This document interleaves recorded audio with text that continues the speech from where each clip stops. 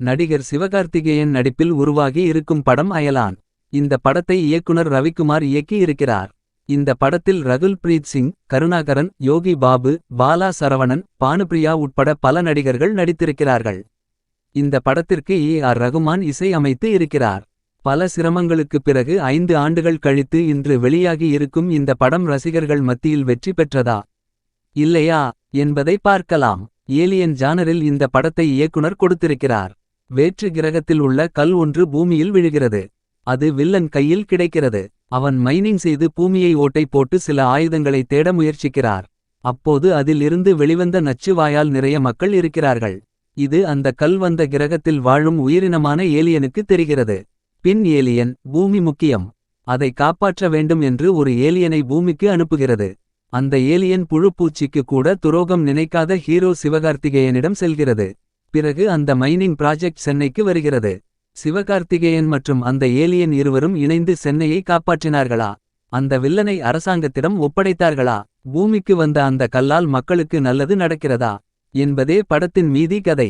Alien என்றாலே கெட்டவர்கள், பூமிக்கு அழிவு என்பதை பல ஹாலிவுட் படங்களில் பார்த்திருப்போம்.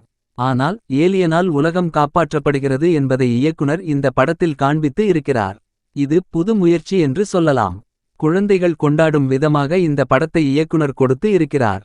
படத்தில் யானையில் இருந்து எறும்பு வரை என அனைத்தும் குழந்தைகளுக்கு பிடிக்கும் விதமாக இந்த படத்தை இயக்குனர் சிறப்பாக காண்பித்து இருக்கிறார். குறிப்பாக சிவகார்த்திகேயன் உடைய நடிப்பும் நன்றாக இருக்கிறது. மேலும் இந்த உலகம் அனைத்து உயிருக்கும் சொந்தமானது என்பதை இயக்குனர் அழுத்தமாக சொல்லி இருக்கிறார்.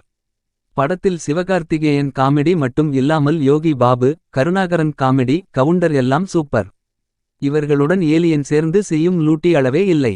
சிறியவர்கள் முதல் பெரியவர்கள் வரை அனைவரும் ரசிக்கும்படியாக இருக்கிறது. படத்தில் சிஜி ஒர்க் எல்லாம் நன்றாக இருக்கிறது. ஆனால் சில காட்சிகள் ஹாலிவுட் படங்களை பார்த்தது போலவே இருக்கிறது. அதை தவிர்த்திருக்கலாம். படத்தினுடைய இரண்டாம் பாதி நன்றாக இருக்கிறது. ஆனால் கிளைமாக்ஸ் காட்சி விறுவிறுப்பாக கொடுத்து இருக்கலாம். அதிலும் ஏலியன் பிரிந்து செல்லும் காட்சிகளில் இன்னும் கொஞ்சம் எமோஷனல் கொடுத்திருந்தால் ஆடியன்ஸை கனெக்ட் செய்திருக்கும். வழக்கம் போல கார்ப்பரேட்டை தான் வில்லனாக படத்தில் காண்பித்து இருக்கிறார்கள். இது கொஞ்சம் சலிப்பை ஏற்படுத்தியிருக்கிறது. அதற்கு ஏற்ப வில்லனையும் புதுமுகமாக கொடுத்திருப்பதால் பெரிதாக ரசிகர்களை கவரவில்லை. ஒளிப்பதிவு, பின்னணி இசை எல்லாமே ஓகே. ஆனால் பாடல்கள் தான் பெரிதாக இல்லை. மொத்தத்தில் இந்த பொங்கலுக்கு குழந்தைகள் ரசிக்கும்படியாக தான் ஏலியன் இருக்கிறது. ஏலியன் சம்பந்தமான காட்சி ஓகே. கிராபிக்ஸ் ஒர்க் நன்றாக இருக்கிறது. குழந்தைகளுக்கான படம். சிவகார்த்திகேயன் நடிப்பு ஓகே. இரண்டாம் பாதி நன்றாக இருக்கிறது. Comedy super. கிளைமாக்ஸ் காட்சி இன்னும் எமோஷனலாக இருந்திருக்கலாம். முதல் பாதி கொஞ்சம் விறுவிறுப்பாக கொடுத்து இருக்கலாம். பாடல்கள் கவரவில்லை.